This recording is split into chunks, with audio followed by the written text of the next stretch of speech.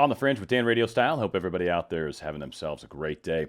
They never expected Joe Biden to lose, and I know right now it's been, quote, called for Joe Biden, but there is so much evidence coming out right now. Literally, the floodgates seem to be opening. I've got more information with Sidney Powell. She's shared a couple screenshots, and I also kind of wanted to re-go over a couple of those powerful quotes that she's been sharing with us. Found a great article. Also got major contradictions that I want to kind of get into and share that I think is super important with what's going on. But again, similar situation. They thought Hillary was going to win, right? And then all of this crazy stuff happened after that, and Trump, and they blamed the election. They blamed the integrity of the election back in 2016. And here we are now. They're mad at the Republicans for not trusting the election results when they did the exact same thing. They're also getting mad at Trump for not conceding to Biden, which is interesting because still to this day, Hillary Clinton has not conceded that Donald Trump won. To this day, almost 4 years later, she still has not conceded. So, again, hard to say what side we should sit on this, but again, it's the contradiction that always is funny. Now, went to the Smartmatic website, which is the company that made the software that's likely been responsible for changing votes. Certainly was in the case of Venezuela. There's some discussion of that on a slide I've got coming up as well. But the thing that really caught my attention, again, was the hypocrisy. But U.S. election 2020, this was on Smartmatic's page on smartmatic.com/US. U.S. elections 2020, misinformation is dangerous. Get accurate facts about Smartmatic and its technologies from Smartmatic, because they wouldn't lie to you. Why? Why would they ever lie to you?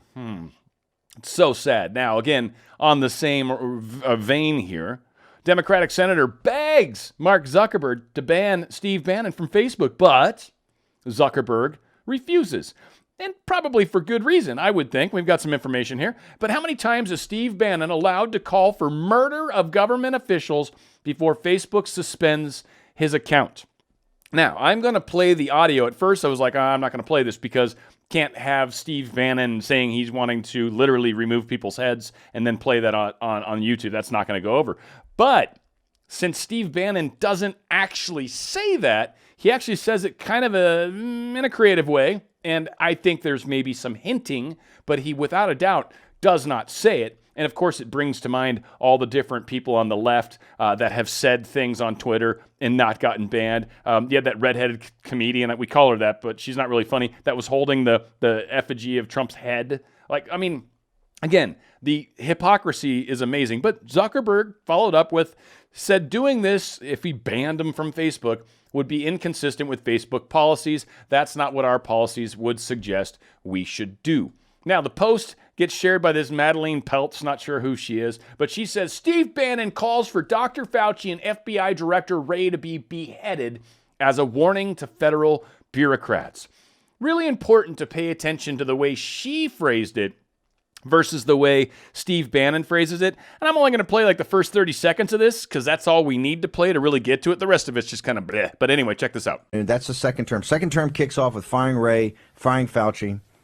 Now, I actually want to go a step farther, but I realize the president is a kind-hearted man and a good man. I'd actually like to go back to the old times of Tudor England. I'd put the heads on pikes, right? I'd put them at the two corners of the White House as a warning to federal bureaucrats. You either get with the program or you're gone. Time to stop playing. So again, very close to saying what she's claiming he says, but he technically doesn't say that. And again, I agree, YouTube prohibits inciting others to commit violence and acts against individuals. And violence is never okay. And I don't believe that's what he's trying to do is incite violence. It's not that. He's speaking metaphorically about the way they used to do things way back in the day when people were treasonous. When people literally betrayed the king or the kingdom or whatever, they generally got punished in a very severe manner. Think of the lions in Rome, right? They'd feed people to the lions, and then they would fill up the Colosseum with people to watch it. Obviously, our past, our way past, is pretty nasty. And as a human race, we did all sorts of crazy stuff. So again, I believe he's being creative, and he didn't specifically say what they're accusing him of. I'm hoping I don't get in trouble for playing it. I don't think it's inciting anything, and it sure shouldn't be. That's for sure. Now, speaking of violence, this one caught my attention. It was in Epoch Times, which is a great thing, and I apologize for this is a pretty nasty little picture, so I'll try to get out of there. I don't want to just leave it on there. But at first I was excited. I'm like, oh, Biden has denounced all acts of violence. Cool. Oh, goody. Like literally, I'm going to talk about this. I'm going to give the guy credit. Finally, it only took like 200 days of violence against people on the right. But finally, Biden's coming through. And then I started reading into it, and then I'm like, all right, Democratic President Joe Biden. So Biden continues to denounce all acts of violence. Huh? Why is it written in the third person? Does Biden speak of himself in that way? Oh, wait, said campaign spokesman Andrew Bates as he told Fox News. And he continues, likewise, he also condemns the repugnant display of white supremacy that were made in Washington, D.C. this weekend. Coming from blacks and Indians, welcome to the New World Order. Now, I don't know if he's meaning Native Americans or literally people from India. I'm not sure what he's saying. It's odd that he's mixing it in this way. But it's very interesting that Biden didn't actually say that he denounced this. Biden's handler or person told us this. So Biden still hasn't denounced the violence against people on the right. And of course, they want to call them all repugnant white supremacists, when the reality of it is most of these are just patriotic people that love their country, which I know, unlike a lot of people on the left, they don't love America. I get you. But it's not racist to love your country. It's not. This is a wonderful country. Yes, we've got some past histories that we've changed and modified and created amendments to our Constitution. And yeah, there is stuff in our past that we're not proud of. In fact, we've done a lot of things to other countries that we should probably be a little miffed at. We've not been the perfect example as a country, but I'll tell you what, we've gone out of our ways to try, and here we are finally getting an opportunity to ferret out this deep state, this corruption, this part of our government that's truly led many of us astray, and then the other side of us have been so against the government because we didn't trust them. And here we are starting to see examples of how this whole game has been played. Project Veritas, I don't know if you guys have seen this, but this is a very impressive experience that one of the ballot people, the watchers, experienced while in Georgia. And it gives you a taste of how this game is played. Again, the elections are going to go to the courts, and there's two crazy things I'm excited to see. One, how this resolution occurs. This is going to be the first time in our history where literally this is going to end up going to the courts, and the courts are going to decide what's up. Likely the state delegates will choose who their candidate is. We'll see how that whole game plays out. But we've also got this whole side of how the Dominion software and how the Smartmatic software was working, and we've got some evidence of that. We're going to get into it. But again, how this plays out is going to be impressive. So once Trump is then reselected, then the second step is what happens after that. And I think a lot of you guys know what I'm hinting at, that I think there's going to be some very upset people, and it'll be interesting to see how that plays out. Now, something really big that broke yesterday late in the day is some emergency meeting was called at the White House, according to Tricia Flanagan. Had to do with her legal case, right? So President Trump has been called to an emergency meeting at the White House with his legal team. Massive legal filing imminent. What I think it might have had to do was this, because this came out late and Trump made a comment about it, but Democrat race in Nevada thrown out over voter fraud. Trump says this could have a major impact on the election. So big victory moment in the state of Nevada. The all-Democrat county commissioner race on same ballot as president just thrown out because of large-scale voter discrepancy. Clark County officials do not have confidence in their own election security. Major impact. Nearly 2 weeks after the election, the Clark County Commission voted on certifying the election results on Monday, with the exception of the County Commission District C race, and will consider a special election for the race in December. After listening to public comment, one of which included the letter received by the Savros Anthony campaign, which requested that election results not be certified Monday on the grounds that there were discrepancies that would prevent from certifying the Clark Commissioner District C race. As it stands, the results show Democrat Ross Miller winning Republican Stavros Anthony by 10 votes. 10 votes. So in this registrar of voters, Joe Gloria delivered a full report to the county commissioner on Monday's special meeting. The report is required by law, and Gloria stated the following. There were 936 discrepancies in ballots, 710 with mail-in precincts, 121 in early voting precincts, 105 on Election Day, and 6 voters voted twice. Now, that's actually surprising that there wasn't more than that. The Clark County Register of Voters, Joe Gloria, stated that they had found issues related to tracking, moving from signature to manual signature verification, as well as in ballot curing process. Some of the discrepancies found in the early voting and Election Day results, according to Gloria, included inadvertent canceled votes, voter check-ins, reactivated voter cards, duplicate activations, check-in errors. Gloria also noted in this report that there were 60,109 provisional ballots that were cast in the election, and of these, 57,866 were accepted and 2,243 were rejected. He cited the following reasons. 115 voters had already voted. 142 votes voted in the wrong district or wrong precincts. 8 were not even eligible to vote. 1,925 were not even registered to vote, and 53 did not provide adequate proof of residence or a valid identification. This is one county, granted, the biggest county, but one of the biggest counties that was not able to basically say that our voting process is secure. They couldn't. There was too many discrepancies, too many issues, and what we're finding in a lot of these cases, they've separated the envelopes from the inner and outer. The inner contents and the outer contents got separated. It becomes impossible to look at it again down the road. And that is what we're starting to see. So Adam Paul Laxalt says the Clark County Commission just threw out an election that represents almost 1/6 of the total votes cast in Clark County. This one precinct was 1/6 of Clark County. That's Vegas and Hendersonville and all the little areas around there. It's a big population. So, yes, because there was too many discrepancies, they had to get rid of all those votes to be sure that the results in that election can be certain. So they said 153,000 votes in this election were just part of this. 153,000 votes. People saying, oh, it's just a small percentage, not that many votes. 153,000 right here that they can't certify. Giuliani also talking about how he is going to rep Trump in the PA election case, remains absolutely convinced he'll win. Whole bunch of stuff's been coming out around Pennsylvania. Also some false information, big surprise, coming out saying, oh, Trump he's backing off on some of these cases in Pennsylvania.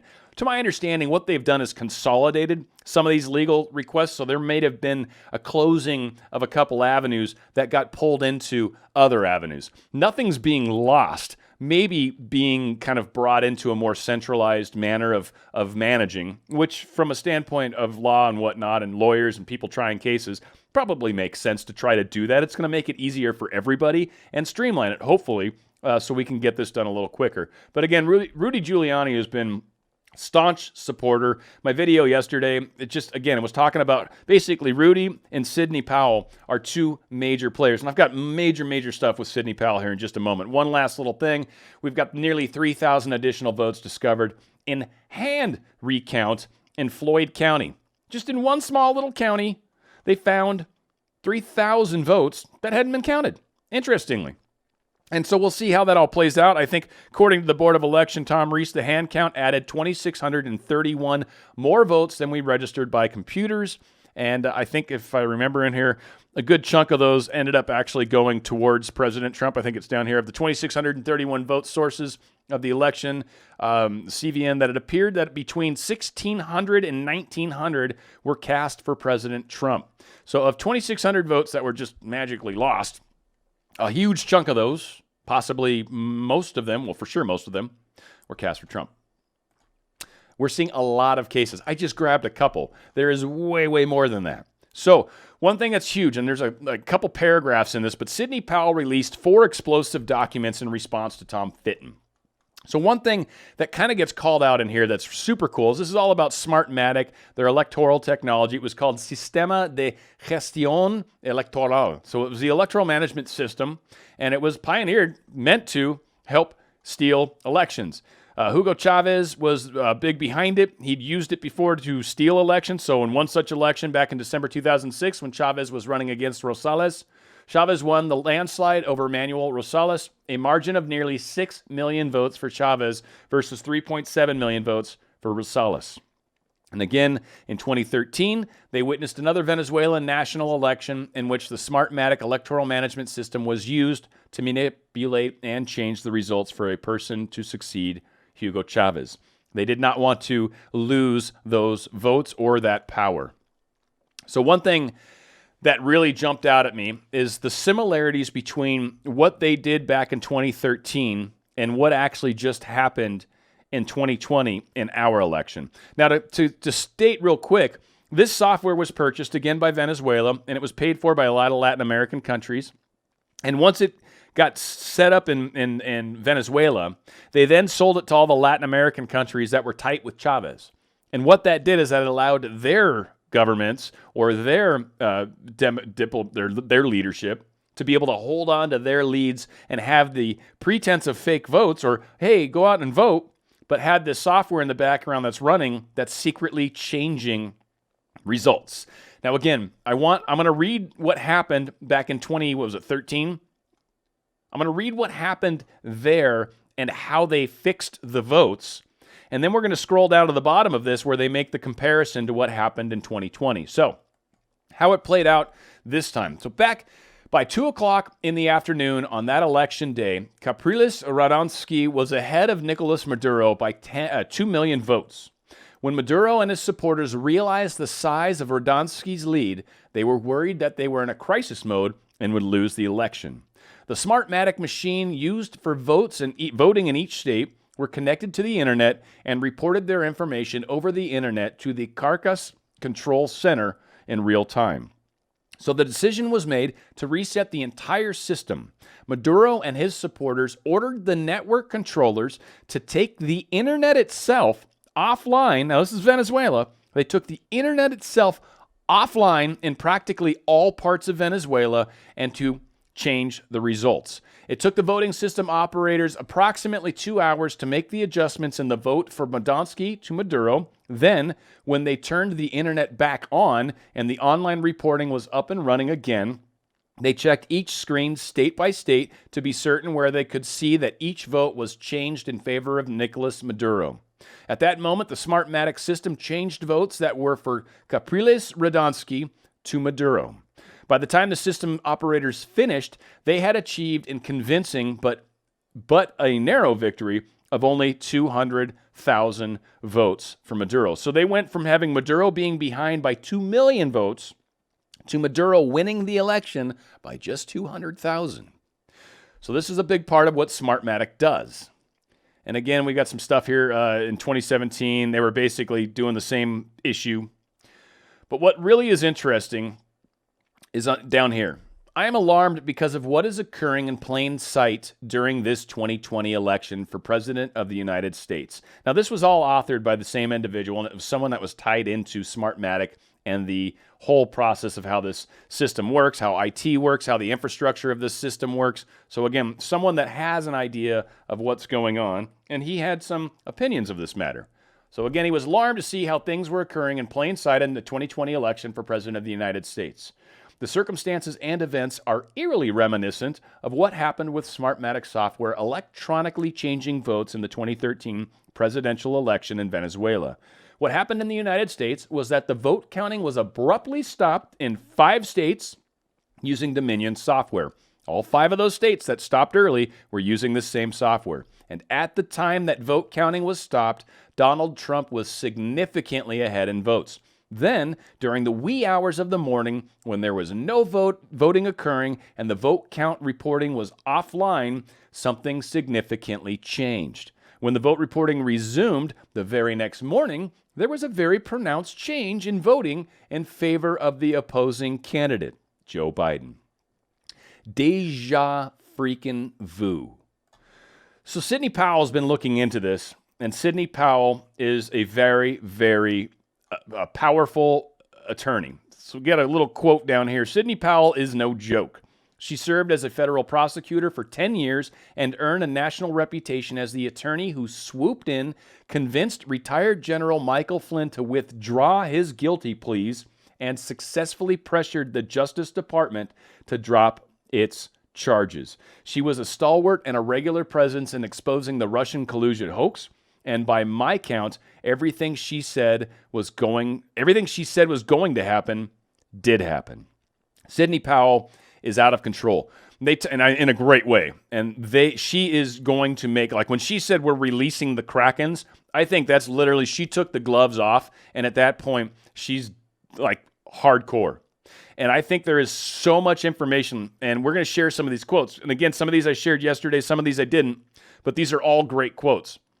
There has been a massive and coordinated effort to steal this election from we, the people of the United States of America, to delegitimize and destroy votes for Donald Trump, to manufacture votes for Joe Biden. And just to remind you, she says, and Powell's very strong about this, first of all, I never say anything I can't prove. Understand she's a lawyer, understand she's a very successful lawyer, understand she's probably someone that might become a judge one day, who knows, maybe she doesn't want the pay cut.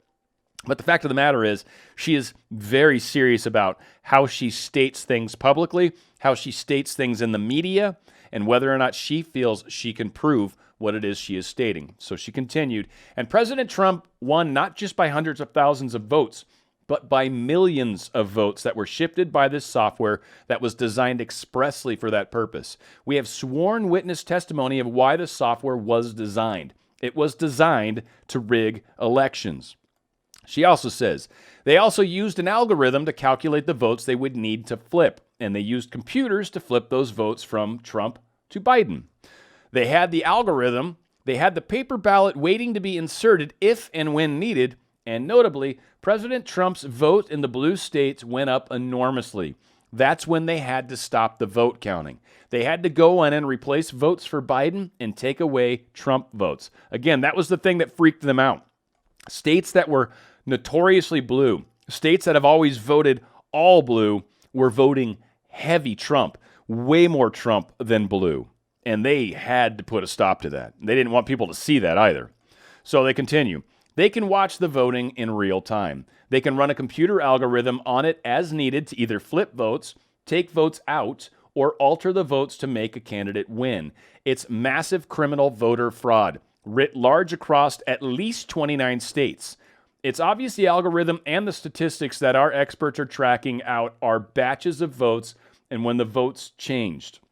It's going to blow the mind of everyone in this country when we can get it all together and can explain it with the affidavits and the experts that have come forward. And again, that's what's going to be exciting, is however this gets presented to the Supreme Court or to the courts, and then what happens after that. It's going to be very, very exciting, to say the least. She also has, even their own manual explains how votes can be wiped away. They can put, it's like drag and drop, Trump votes to a separate folder and then delete that folder.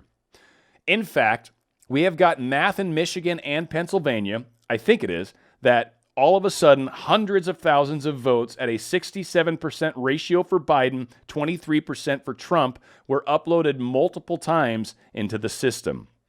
They did this on purpose.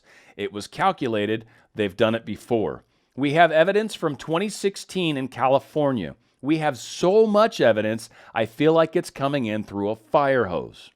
It's absolutely brazen how many people bought the system and why they bought the system. In fact, every state that bought Dominion for sure should have a criminal investigation or at least a serious investigation of the officers in the states who bought the software. We have even got evidence of some kickbacks, essentially. I'm curious what she means by essentially.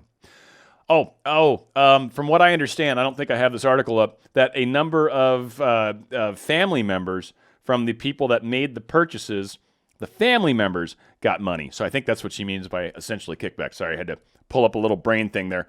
Also, we got aware of substantial sums of money being given to family members of state officials who had bought the software. Okay, apparently that's where that came from. And finally, we're getting ready to overturn election results in multiple states. They have the software, they have the facts, they have the evidence. I believe they were watching from a security compartmentalized infrastructure, whatever the SCIF stands for, a secure place where they could monitor all this. All of this stuff was being monitored real time on the election day. In fact, once they disconnected everything from the internet, if you will, that was being monitored. They have seen all of this. They were monitoring the software in Spain. They were Citadel or whatever that company's called. They were monitoring the servers in Germany, and they realized that things were happening real time. Again, they have gobs of information, gobs of evidence. Has this been presented to the public? No, because this isn't a public war. This is the facts. The facts need to go to the courts. The courts are going to decide who the election is. This will then be shared with us because they need public support. But right now, there is a very divided group of people that swear Trump won and people that swear Biden won. And of course, AP and Fox all called it for Trump, or Biden, sorry, and they've got it stated right now. I think Biden's up over 300 electoral votes, some ridiculous amount. And we're going to see that number change almost for sure. And again, as everyone keeps trying to say it in YouTube and all the little subtexts and all the Twitter and everyone else, Facebook, they're all trying to say the same thing, which is Biden won. Problem is, they don't call the elections. They don't. Doesn't matter. They can say he won all they want. That's not who calls the election.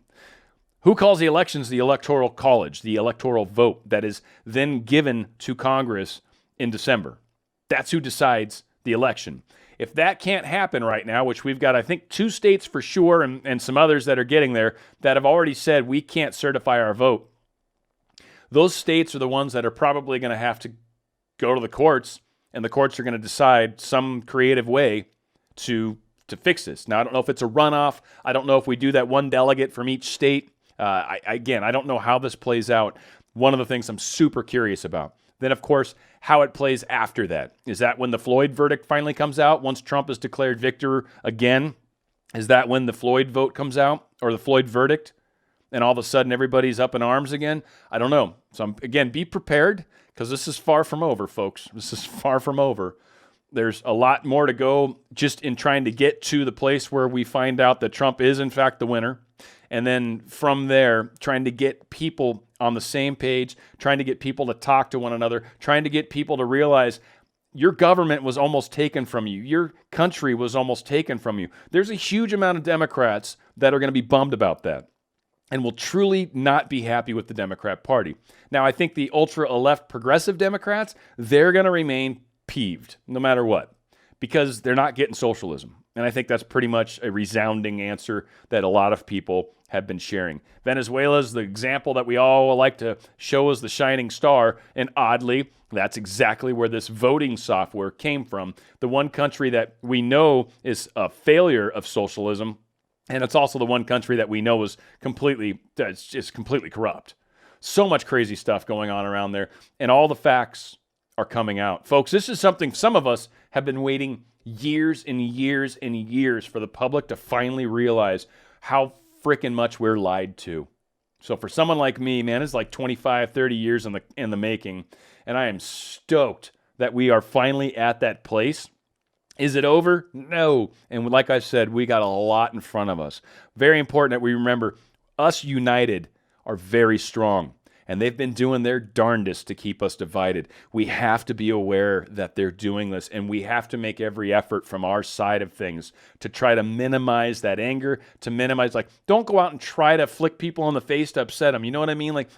You already know they're pissed. Let's not try to make them more pissed. But this is the place where maybe we can extend an olive branch and say, hey, so what is it that you really, really want, you know? And then maybe we can find some social programs that might actually meet in the middle a little bit. We'll see. And again, I'm really not fond of taking taxpayer money and just giving it to people that just don't want to work or whatever, right? Like the basic income and all that stuff is just crazy to me. Like I work my butt off. I have a regular job, and then I also do the videos and all this other stuff, man. So again, I bust my buns, and just giving away money to just people that don't want to work is a little frustrating. And I get it. There's needs to be a little bit of charity, but at the same time, not a lot. I should get to keep most of my money, shouldn't I? I think so. At least that's where I'm coming from. So again, remember, folks, where we go one, we go all. United, we are very, very strong. Remember that. It's on the Fringe with Dan RadioStyle.